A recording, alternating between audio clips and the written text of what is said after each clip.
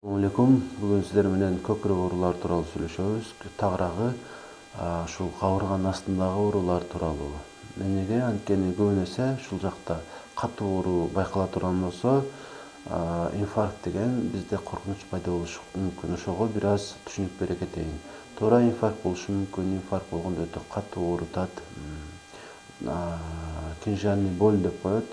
Бычак менен сайган сыяктуу болуп, өтө катуу такашат жана бул нерсени анча-мынча адам кармап, ошол нерсеге туруштук бере албайт. Ошону билип коюшуңуздар керек. Жана дагы кошумчалап кете турган нерсе, инфаркттын баары эле оору менен коштоло бербейт. Кээде оорусуз деле өтүшү мүмкүн. Жана башка себептерге токтоло турган болсом, көкүрөк ооруларынын эң эле кеңири таркаган себеби бул стенокардия болушу мүмкүн. Бул деле жүрөктүн оорусу, бирок ал анчалык эле коркунучтуу эмес. Бул учурда кошумча кандай белгилер болот, ошолорду айта кетейин. Эгерде стенокардия болуп кала турган болсоңуз, оорудан сырткары сиздин башыңыз айланышы мүмкүн, аба жетишпей кыйналышыңыз мүмкүн, жана дагы көп тердеп каласыз. Ушул себептер, ушул белгилер стенокардиянын ошол симптомдору болуп эсептелинет.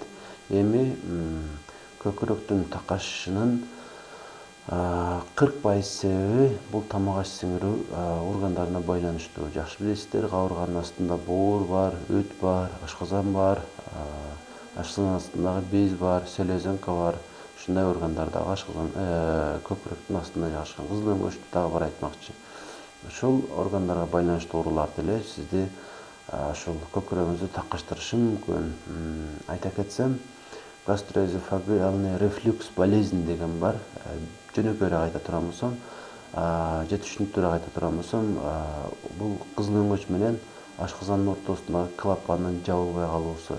Ал тамак жегенде ачылат дагы, тамак жутулгандан кийин кайра жабылып турат жана ошол ооруп калган учурда ал жабылбай калышы мүмкүн жана ашказандагы кислоталар өйдөгө карап, кызыл өңөчкө карап жылып ушул ооруну берет. Жана анын башка дагы симптому бар. Эң белгилүү изжога деп коебуз. Бул дагы өтө ачуу адамды ыңгайсыз абалга келтире турган симптомдордун бирөөсү. Ушул ооруда дагы ушундай катуу оору байкалат. Жана дагы өткө байланыштуу болуп калышы мүмкүн. Өт суюктугу коюураак болуп калат. Ушул дагы ушундай ооруну бериши толук ыктымал. Жана дагы мындан сырткары эң ошол көкүрөктүн такашышына себепчи боло турган нерсе бул стресс. Стресс болгондо стресс гормону кортизол көбүрөөк бөлүнүп чыгат дагы башка ооруларга алып келиши мүмкүн. Мисалы, ашыкча салмактуулукка алып келиши мүмкүн.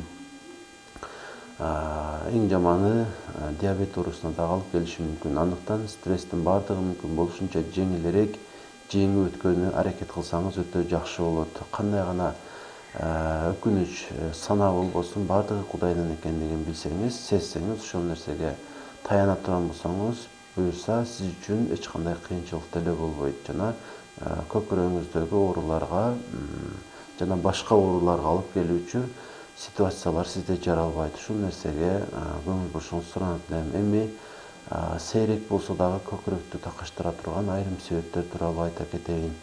Бул болсо пневмоторакс болушу мүмкүн. Жана дагы расслоение аорта деп коет. Бул дагы коркунучтуу оору, бирок сейрек болсо дагы кезигип турат. Жана дагы легочный эмболия деп коебуз. Бул болсо өпкөнүн тамырларында кандайдыр бир тромб пайда болуп калышы мүмкүн. Бул дагы өтө катуу такаша турган себептердин бирөөсү. Жана дагы кошумча айрым оорулар, лишай деген оору бар. Ал болсо вирустук оору, ушул дагы себеп болушу мүмкүн көкүрөктүн такашышына. Негизинен ушулар менен эстегеним. Дагы анча-мынча себептер бар, башка ооруларга байланыштуу. Негизинен ушул өйдөдө айтылган нерселер көкүрөктүн такашышына себепчи болуп калат. Албетте, бир такашканда маани бербей койсоңуз балким боло берет. Кайра кайталана турган болсо, биринчи терапевтке көрүнүп, андан жакшы кеңештерди ала алсаңыз, сиз үчүн жакшы натыйжа болот буюрса.